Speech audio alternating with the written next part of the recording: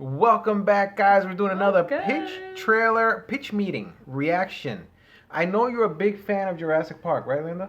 Is it one of your favorite movies of all time, Jurassic Park? It's not my favorite. I mean, it's one of my favorites. It's yes, one of your favorites. One of my favorites. You love yeah. dinosaurs. Anything dinosaurs, I do. right? You're a I don't big know fan? why. I just feel like, you know what it is? It was one of the first movies that I ever went to see in an actual movie theater back home when I was, younger.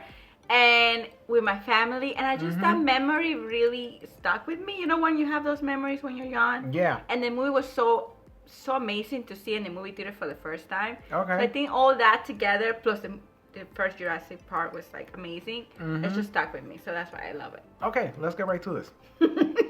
So, you have a Jurassic Park movie for me? Yes, sir, I do. So my assistant told me you want to call it Jurassic Park I. Is that a Spanish thing or what? No, that's 3. That's Roman numerals. Oh, okay, yeah, so it's an Italian thing. No, it's just Jurassic Park 3. Okay, I'm already confused, but let's hear what it's about. Right, so at the beginning of the movie, this kid Eric and this guy Ben, they're parasailing next to Isla Sorna, right? That island has dinosaurs on it. It sure does, sir, but as they're up in the air, they look down and they see that the boat crew's been eaten. Oh, what ate the boat crew? Unclear. Off-screen ocean dinosaurs. So certain dinosaurs have left the island? That has insane implications. Yet definitely don't think about those too much, though, so they have to detach themselves, right, and fly off to the island. That island has dinosaurs on it. It does, yeah. And so then we're gonna catch up with Alan Grant. Remember him from the first movie? I do remember. Yeah, he's from the first movie. Yeah, and so he gets approached by this couple, right? Oh, couple of dinosaurs? No, humans, Amanda and Paul. Oh. And so they say that they want him to give them a fly-by tour of the island, and because they offer him a bunch of money to fund his research, he accepts. Just like his motivation in the first movie. Pretty much exactly, yeah. So Alan and his associate Billy, they end up on this plane with this couple and a couple of mercenary-looking types. Okay. And so Alan decides to have a little nappy nap, but when he wakes up, there's a raptor looking at him, and it goes, Alan. What? It looks at him and says Alan, but it turns out it's a dream, so he's fine. What the hell is going on? It's a dream raptor? It's a dream raptor, because I think everybody could agree that the first 2 movies were pretty fun, but what was missing was,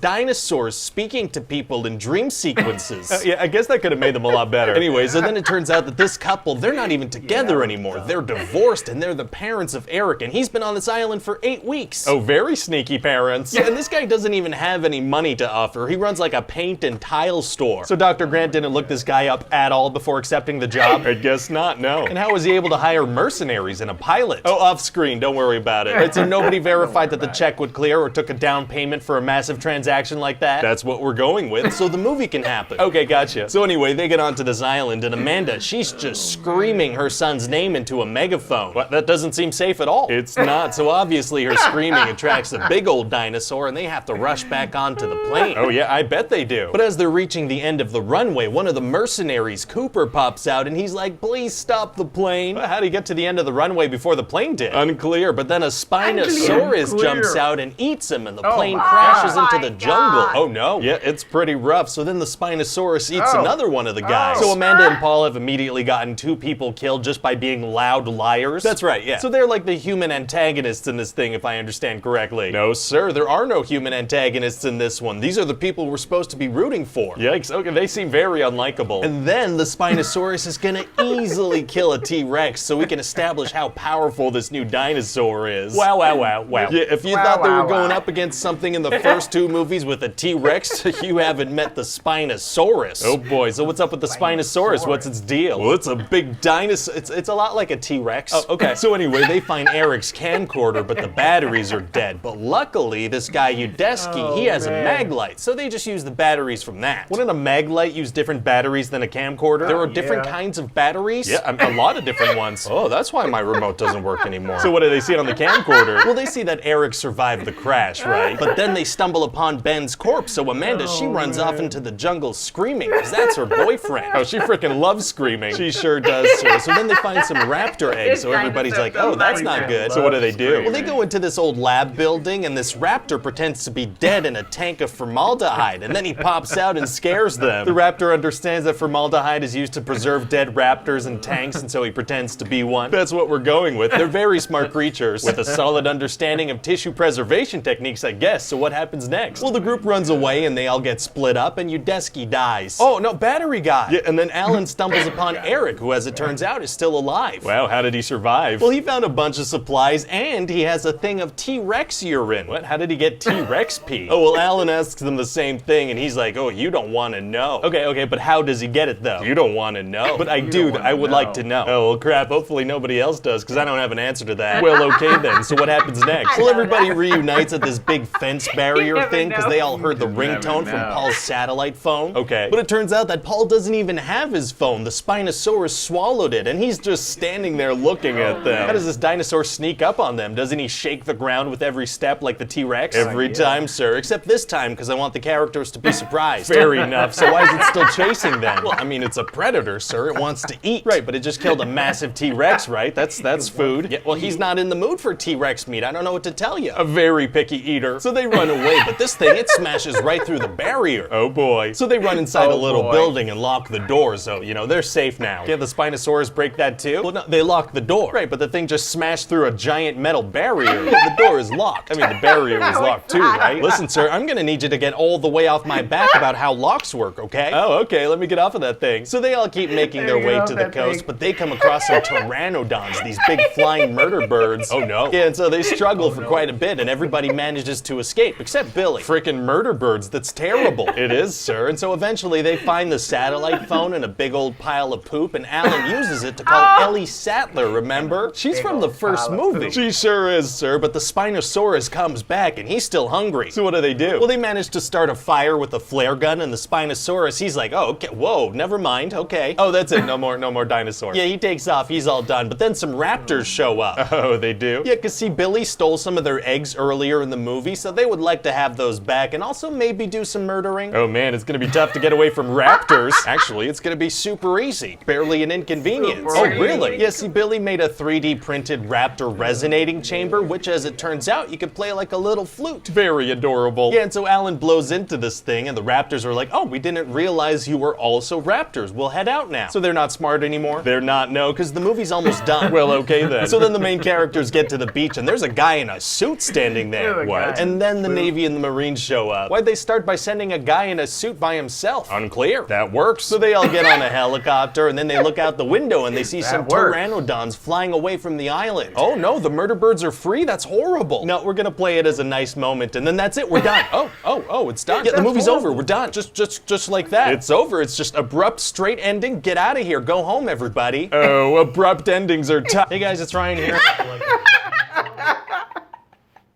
Abrupt endings are tight. He didn't even finish saying tight. You know what I love about these?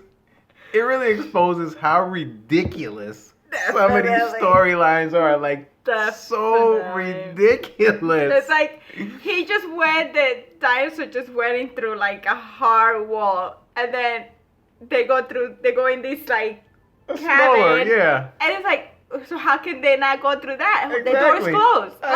You don't think about the stupid thing. Yeah, while you're watching the movie, you don't think about how ridiculous some of this stuff is. Oh man, hilarious. I don't know how he does that. It's so like, funny. It's gotta be so much research to watch the movie and then pinpoint what was ridiculous about it and then make this video. And then it's gotta be a lot of work. He's filming both sides. I mean, you know what I mean? And you're acting like one person and you're acting a totally different person. He's a good actor, this guy. He's a very good actor. This guy deserves to be in a movie. He really does. Like in a comedy, cool movie. Exactly. I would watch him in a movie. Yes. He can totally very good. And he should write it too, because then it wouldn't be that stupid. Yes. Yeah. Yes. I agree. Yes, definitely. All right, guys. Thanks for watching. See you guys in the next one. I feel bad because it made my Jurassic Park movies look really bad.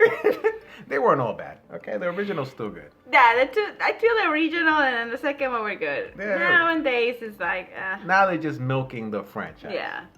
Guys, thanks for watching. Let us know what you thought about this video. And if you like this video, subscribe to the channel. And press that like. Do you want to see us do more of these pitch meeting reactions? Yes. Let us know. I enjoy them. So, I think they're hilarious. Tell us which one you want us to react to. Yes, go and check them out. He has a whole bunch. He has like 100 of them. Yeah. Let us know which one you want us to react to. He's been busy. That's a lot of work. Oh my God, COVID got him really busy. I know. No, he's been doing them throughout the years. So throughout the years? Yeah, for a long time. Well, guys, see you guys in the next one. Peace out. Bye-bye.